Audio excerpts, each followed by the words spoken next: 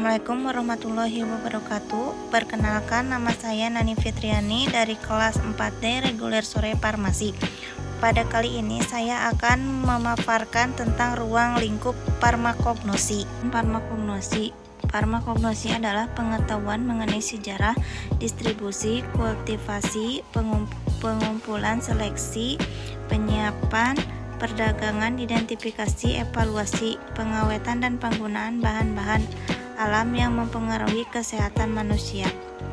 Menurut The American Society of Pharmacognosy 2001, ruang lingkup farmakognosi meliputi studi mengenai sifat fisika, kimia, biokimia, biologi obat, bahan obat atau bahan lain yang berpotensi sebagai obat yang berasal dari alam untuk mencari obat baru yang berasal dari bahan alam.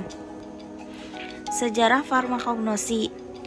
Mesir kuno, Papyrus Ebers merupakan buku pegangan medis yang mencakup semua macam penyakit dan termasuk empiris dan juga bentuk simbolik pengobatan. Yunani kuno, Pedanius Dioscorides merupakan ahli farmakognosi de materia medica atau abad ke-1. Hippocrates, Corpus Hippocraticum,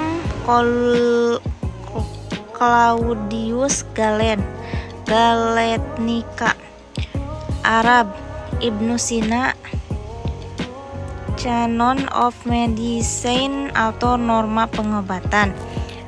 Asia, Cina, Jepang, India, Indonesia. Obat tradisional Cina berasal pada konsep yin dan yang.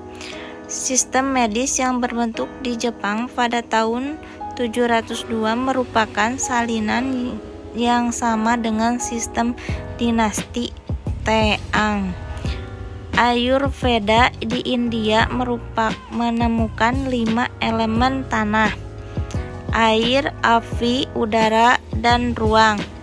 Indonesia, jamu mempengaruhi oleh pengobatan Cina, India, dan Arab. Ekstraksi adalah suatu proses pemisahan suatu zat berdasarkan perbedaan kelarutannya terhadap dua cairan tidak saling larut yang berbeda, biasanya air dan yang lain pelarut organik. Tujuan ekstraksi yaitu pemisahan, penanganan simplisia atau penyimpanan, standarisasi, dosis, kadar zat, khasiat, formulasi. Metode ekstraksi ada 2 cara, yaitu cara panas sama cara dingin. Cara panas, metode ini melibatkan panas dalam prosesnya. Dengan adanya panas secara otomatis akan mempercepat proses penyairan dibandingkan cara dingin. Cara dingin, metode ini ada proses pemanasan selama proses ekstraksi berlangsung. Tujuannya untuk menghindari rusaknya senyawa karena pemanasan. Metode ekstraksi cara dingin. Maserasi. Prinsip maserasi dengan cara perendaman serbuk simplisia dalam cairan penyari. Perkolasi. Prinsip perkolasi adalah proses penyarian simplisia dengan jalan melewatkan pelarut yang sesuai secara lambat dan simplisia dalam suatu perkolator. Metode ekstraksi cara panas. Reflux, Shockheads, Digesti, Decoct, Infus. Reflux, prinsip dengan cara kerja. Prinsip dari metode reflux adalah pelarut volatil yang digunakan akan menguap pada suhu tinggi.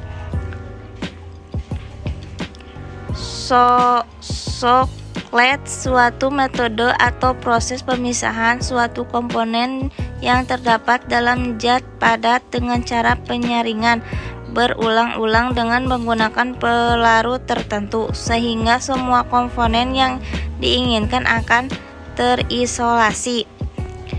Digesti adalah proses penyaringan yang mengadukan kontinu pada temperatur lebih tinggi dari temperatur kamar, yaitu secara umum dilakukan pada temperatur 40-50 Celcius.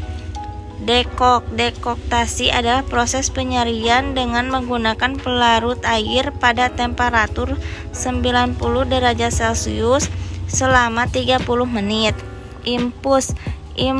Impudasi adalah proses penyarian dengan menggunakan pelarut air pada temperatur 90 derajat Celcius selama 15 menit. Jalur pembentukan metabolit primer dan sekunder pada tumbuhan. Metabolisme primer merupakan proses esensial bagi kehidupan tumbuhan, contohnya respirasi dan fotosintesis. Metabolisme sekunder merupakan proses yang tidak esensial bagi kehidupan tumbuhan, contoh asam fenolat, isoflavon, dan dihidrokalsones. A. Karbohidrat. Karbohidrat adalah alkohol berupa aldehid atau keton yang mengandung karbon, hidrogen, dan oksigen dengan perbandingan karbon dan oksigen yang sama seperti air. Berfungsi sebagai sumber air, berperan penting dalam proses metabolisme. Penggolongan karbohidrat: monosakarida, disakarida, polisakarida, oligosakarida. Proses metabolisme karbohidrat: glikolisis, dekarboksilasi, oksidatif, siklus Krebs, transfer elektron. B. Alkaloid. Alkaloid adalah suatu golongan senyawa organik terbanyak yang ditemukan di alam. Gunanya senyawa alkaloid sebagai racun untuk melindungi tanaman dari serangan serangga dan binatang, sebagai racun untuk melindungi tanaman dari serangga dan binatang, sebagai pengatur tumbuhan, sebagai faktor pertumbuhan tanaman dan cadangan makanan. Jenis tumbuhan alkaloid yaitu Papaver somniferum, Catharanthus roseus, Cinchona pubescens, Ephedra sinica, Datura stramonium. 3. Tanin, saponin, dan profanoid. Tanin adalah salah satu jenis senyawa termasuk ke dalam golongan polifenol, contoh kulit kayu manis dan daun teh. Klasifikasi tanin: tanin berkondensasi, tanin terhidrolisis. Saponin adalah senyawa aktif permukaan yang kuat dan menimbulkan busa bila dikocok dengan air. Pengelompokan saponin yaitu saponin triterpenoid dan saponin sterfoid. Contoh akar manis. Profanoid adalah senyawa fenol yang ada di alam yang mempunyai cincin aromatik, contoh Cascarilla. Flavonoid.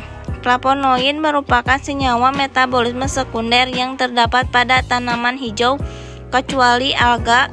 Flavonoid dapat dibagi menjadi 3 struktur dasar, yaitu flavonoid, isoflavonoid, dan neoflavonoid. Flavonoid merupakan golongan pilifenol sehingga memiliki sifat senyawa fenol. Identifikasi flavonoid dapat dilakukan dengan kromatografi dan spektrofotometri UV-vis. 5.